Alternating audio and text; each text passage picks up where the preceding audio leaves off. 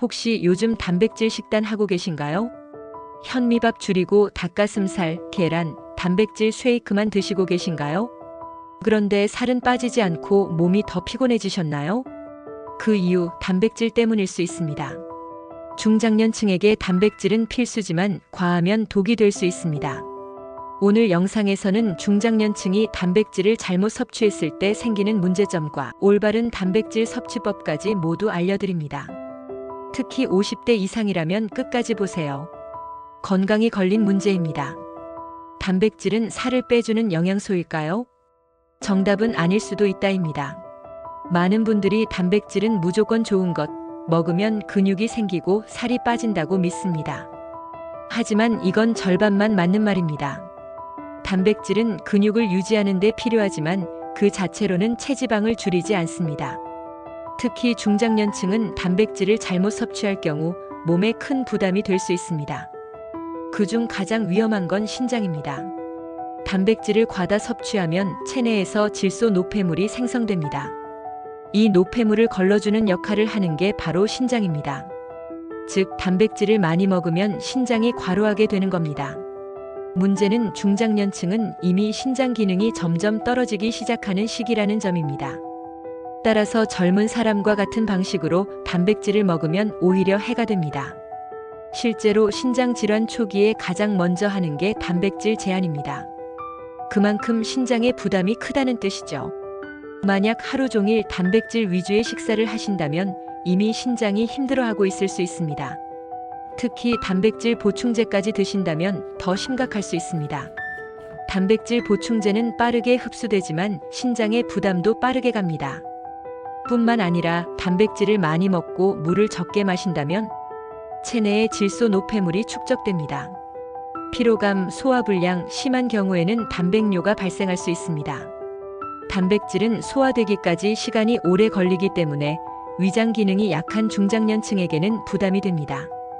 이걸 모르고 무작정 단백질만 먹는다면 살은 빠지지 않고 오히려 피로감, 무기력, 두통, 식욕 저하까지 겪을 수 있습니다. 심한 경우 간과 신장에 손상을 줄 수 있습니다. 그럼에도 불구하고 단백질을 많이 먹으면 근육이 붙겠지라는 생각을 하십니다. 하지만 중요한 건 흡수입니다. 단백질을 많이 먹는다고 다 흡수되는 건 아닙니다. 특히 50대 이후에는 소화 효소의 분비가 줄어들고 위산 농도도 낮아집니다. 즉, 단백질을 먹어도 제대로 소화하지 못하고 배출되는 경우가 많습니다. 그 말은 몸은 부담만 느끼고 이득은 없다는 뜻입니다. 먹은 양보다 잘 소화되고 흡수된 양이 중요합니다. 그래서 중장년 다이어트에서 단백질은 많이보다 잘이 더 중요합니다.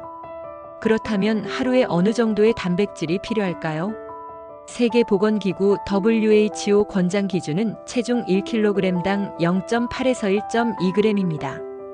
예를 들어 체중이 60kg이라면 하루에 50에서 70g 정도의 단백질이 적당합니다. 하지만 이 수치는 건강한 상태일 때의 기준입니다. 신장 기능이 약하거나 소화력이 떨어지는 경우라면 더 줄여야 합니다. 또한 단백질 섭취 타이밍도 중요합니다. 아침부터 단백질 위주로 식사하고 점심 저녁에도 단백질만 드시나요? 그렇게 되면 몸은 피로만 쌓이고 오히려 영양 균형이 깨지게 됩니다.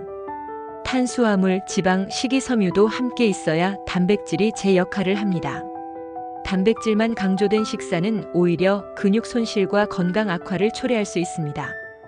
중장년에게 가장 이상적인 단백질 식사법은 균형 잡힌 식단입니다. 예를 들어 아침에는 현미밥, 계란, 두부 또는 나물류를 함께 먹는 게 좋습니다. 점심엔 잡곡밥, 된장국, 생선 또는 닭가슴살, 나물. 저녁에는 고구마, 삶은 달걀, 채소 위주의 식단. 이렇게 구성하면 단백질을 충분히 섭취하면서도 소화 부담을 줄일 수 있습니다. 단백질을 섭취할 때는 반드시 물도 충분히 함께 마셔야 합니다. 수분이 부족하면 질소 노폐물이 몸에 남아 신장 부담이 커집니다. 따라서 단백질 섭취 시 하루 1.5에서 2리터 이상의 수분 섭취는 필수입니다. 특히 보충제 형태의 단백질을 드신다면 물 섭취는 더 중요합니다. 이걸 모르고 섭취하면 오히려 몸이 망가지는 결과를 낳을 수 있습니다. 그렇다면 단백질 보충제는 먹지 말아야 할까요? 꼭 그렇진 않습니다. 중장년층도 필요에 따라 소량 보충용으로 섭취하는 건 도움이 됩니다. 다만 중요한 건 보충제에 의존하지 않는 식단입니다. 식사로 충분히 섭취하고 부족한 경우에만 보충제를 사용하는 것이 바람직합니다. 보충제를 고를 때는 단백질 함량과 원료, 첨가물 여부를 꼭 확인하세요. 고단백이라는 말에 현혹되지 마세요. 자극적인 맛, 달달한 향이 강한 제품일수록 당 함량과 화학 첨가물이 높을 수 있습니다. 단백질이 아니라 다른 성분이 몸에 해가 될 수 있다는 것도 잊지 마세요. 무첨가, 저당, 저지방 제품이 더 안전합니다. 이제 단백질 섭취에 대해 한 가지 오해를 정리해 보겠습니다. 단백질 많이 먹으면 근육이 생긴다는 말 사실일까요? 부분적으로 맞지만 운동을 병행하지 않으면 무의미합니다. 단백질은 근육을 만드는 재료일 뿐 건축을 하지 않으면 쌓이지 않습니다. 중장년층의 경우 단백질만 먹고 운동하지 않으면 근육은 오히려 줄 수 있습니다. 운동 없이 단백질만 먹는 식단은 근육 증가보다 내장 지방 증가를 불러올 수 있습니다. 특히 밤 늦게 단백질을 많이 먹는 경우 간 기능 저하로 연결될 수 있습니다.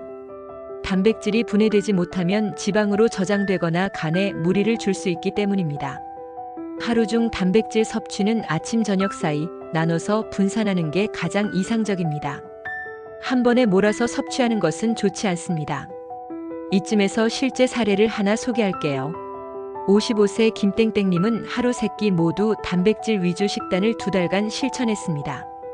탄수화물, 지방은 거의 섭취하지 않았고 쉐이크까지 추가로 마셨습니다. 결과는 어땠을까요? 체중은 4kg이 줄었지만 기력이 떨어지고 소화불량, 소변 검사에서 단백뇨 소견이 나왔습니다. 검사 결과 신장 기능 수치가 정상보다 낮아졌습니다. 단백질만 먹고 건강을 챙긴 줄 알았는데 오히려 몸이 망가지고 있었던 것입니다. 이런 사례는 생각보다 흔합니다. 특히 정보 없이 따라하는 식단은 건강을 해치는 지름길이 될 수 있습니다.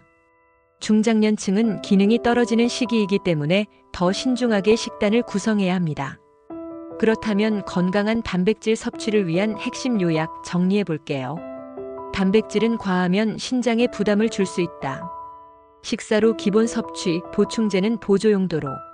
하루 1.5리터 이상 물 섭취 필수. 소화 가능한 단백질 선택. 반드시 운동과 병행. 단백질도 균형이 중요. 어렵지 않죠? 복잡한 수치보다 더 중요한 건 내 몸의 상태에 맞는 섭취법입니다.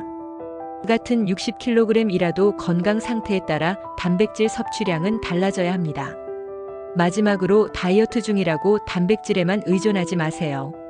우리 몸은 탄수화물, 지방, 식이섬유, 미네랄, 수분 모두가 함께 작동할 때 건강을 유지합니다. 이것만 먹자는 식단은 항상 건강을 해치는 식단입니다. 50대 이후 다이어트는 빠르게 살 빼는 게 목표가 아닙니다. 지속 가능한 건강한 식사 습관이 진짜 목표입니다. 단백질 잘만 섭취하면 몸에 정말 좋은 영양소입니다. 하지만 잘못된 정보로 섭취하면 오히려 건강을 망칠 수 있습니다. 정보는 넘쳐나지만 그중 어떤 게 나에게 맞는지가 중요합니다.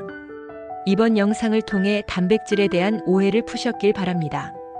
여러분은 지금 단백질을 어떻게 섭취하고 계신가요? 쉐이크? 닭가슴살? 하루 몇 그램 정도 드시나요? 혹시 무리하게 먹고 계시진 않나요? 댓글로 여러분의 식단 고민도 함께 나눠주세요. 여러분의 건강한 다이어트를 응원합니다. 좋아요, 구독, 알림 설정까지 부탁드려요. 다음 영상에서는 단백질보다 더 중요한 근육 유지법을 알려드립니다. 중장년에게 필요한 진짜 운동과 실제로 근육이 붙는 식사법 궁금하지 않으신가요? 구독해두시면 절대 놓치지 않으실 거예요. 이번 영상이 도움이 되셨다면 가족, 지인들과도 공유해주세요. 같이 건강한 중년 만들어가요. 지금까지 시청해주셔서 진심으로 감사드립니다. 내일도 괜찮아는 당신의 건강한 라이프를 응원합니다. 시청해주신 모든 분들께 건강과 행복이 함께하길 바랍니다. 다음 영상에서 또 만나요. 안녕히 계세요.